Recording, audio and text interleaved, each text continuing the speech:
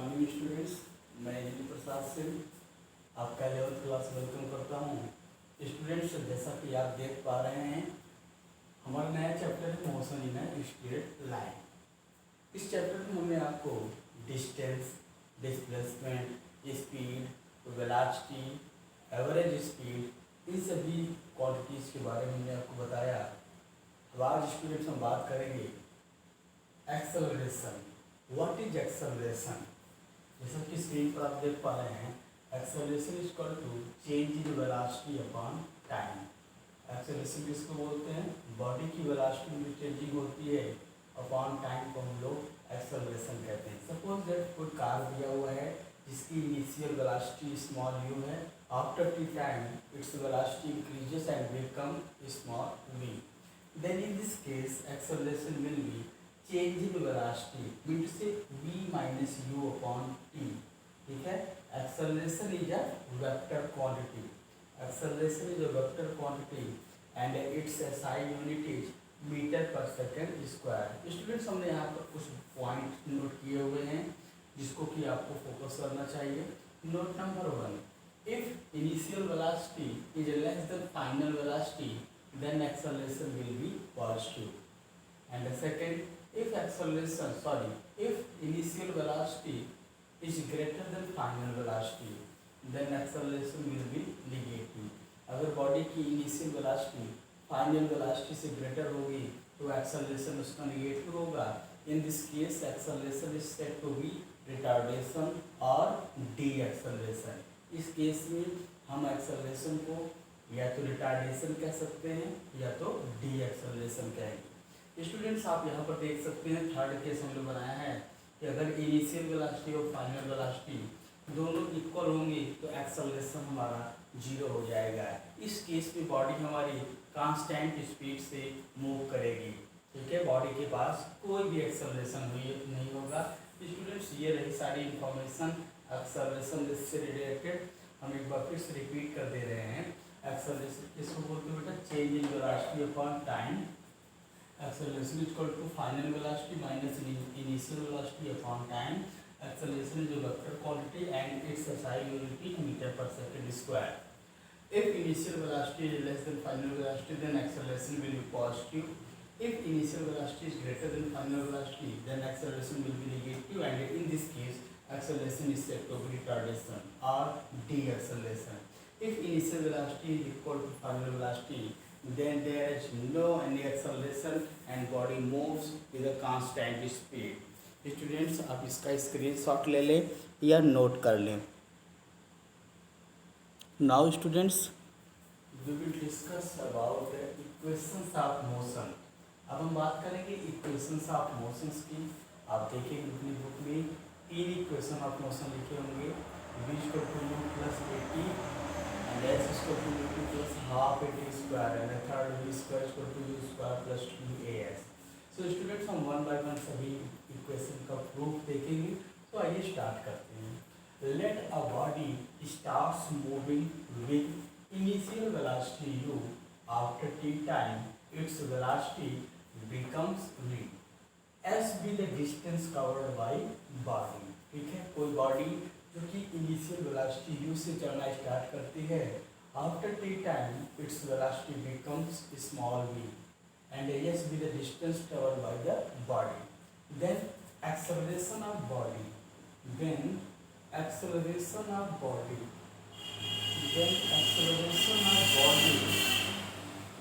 is given by a equal to change in velocity upon time।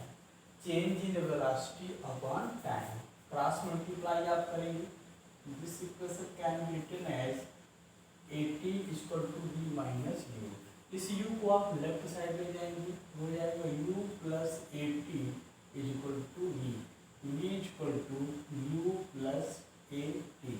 This is your first equation of motion. First equation of motion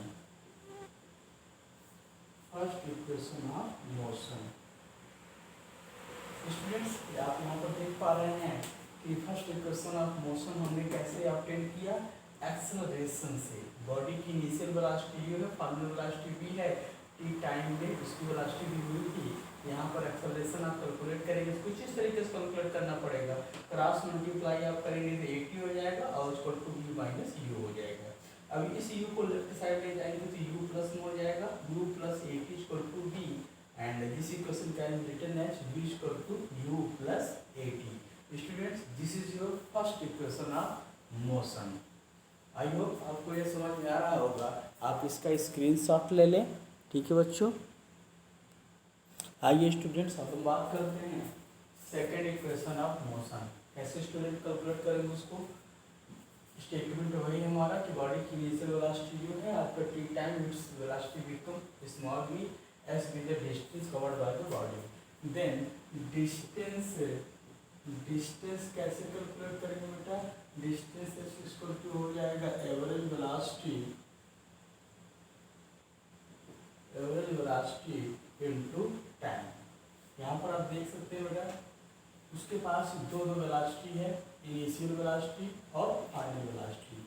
in दोनों का average अगर आप calculate करेंगे तो लिखा जाएगा u plus v upon 2 into time. Now since we know that v is equal to u plus 80, अभी भी आपने देखा यहाँ पर put the value of v in equation first, u is equal to u plus v की value क्या हो जाएगा u plus 80 upon 2 into time. s equal to हो जाएगा u प्लस u कितना हो गया 2u प्लस 80 और into T into E upon 2।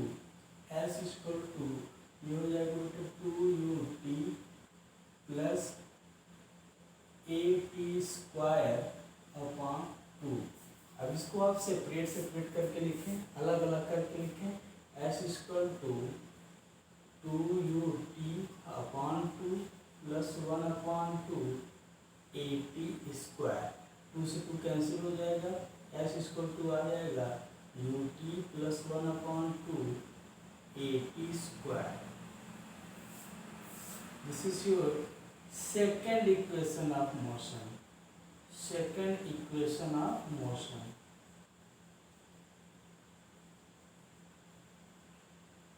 Students आप इसका भी स्क्रीनशॉट ले लें। ये है हमारा सेकेंड इक्वेशन ऑफ मोशन जो कि आपकी स्क्रीन पर दिख रहा है, ठीक है बच्चों। आप इसको अच्छे से समझ लीजिए।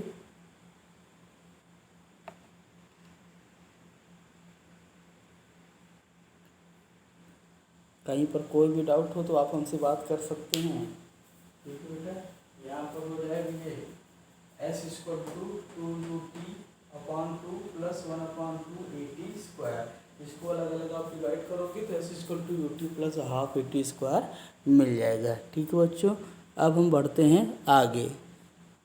स्टूडेंट्स हम बात करेंगे थर्ड इक्वेशन ऑफ मोशन, ठीक है। स्टेटमेंट यही है।